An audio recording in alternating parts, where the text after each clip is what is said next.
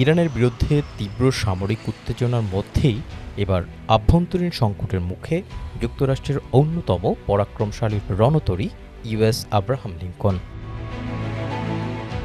দীর্ঘদিন ধরে লোহিত সাগর ও মধ্যপ্রাচ্যের উত্তপ্ত পরিস্থিতিতে টানা দায়িত্ব পালন করছেন মার্কিন নৌসেনারা।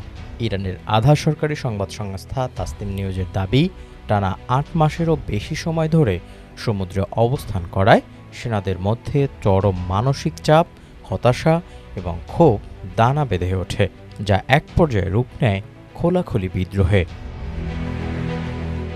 ইরানি গণমাধ্যমের প্রতিবেদনে বলা হয়, ক্ষুদ্র সেনাদের শান্ত করতে যুক্তরাষ্ট্রের সেন্ট্রাল কমান্ডের এক প্রতিনিধি রণতরী পরিদর্শন করেন। তবে পরিস্থিতি নিয়ন্ত্রণের বদলে তা আরও উত্তপ্ত হয়ে ওঠে। ভাষণের সময় প্রতিনিধিকে লক্ষ্য করে ক্ষুব্ধ নৌসেনারা পানির বোতল ছুঁড়ে মারে। এর পরপরই সেনাদের দুটি পক্ষের মধ্যে শুরু হয় হাতাহাতি ও ধারালো অস্ত্র নিয়ে রক্তক্ষয়ী সংঘর্ষ।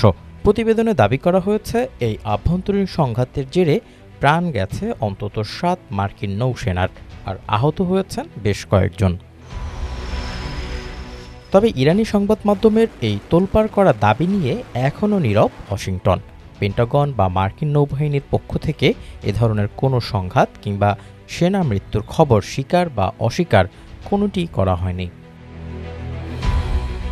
যদিও মার্কিন নিজস্ব সংবাদ মাধ্যমগুলো নিশ্চিত করেছে, দীর্ঘদিন বিরতিহীন যুদ্ধের ময়দানে অবস্থান করায় আব্রাহাম লিঙ্কনের নাবিক ও সেনারা মানসিক ক্লান্তিতে ভুগছেন। পরিবারের পক্ষ থেকেও সেনা সদস্যদের ফেরত আনার জোর দাবি উঠছে। এমন পরিস্থিতিতে তাসনিম নিউজের এই বিস্ফোরক দাবি সামরিক অঙ্গনে নতুন আলোচনার জন্ম দিয়েছে।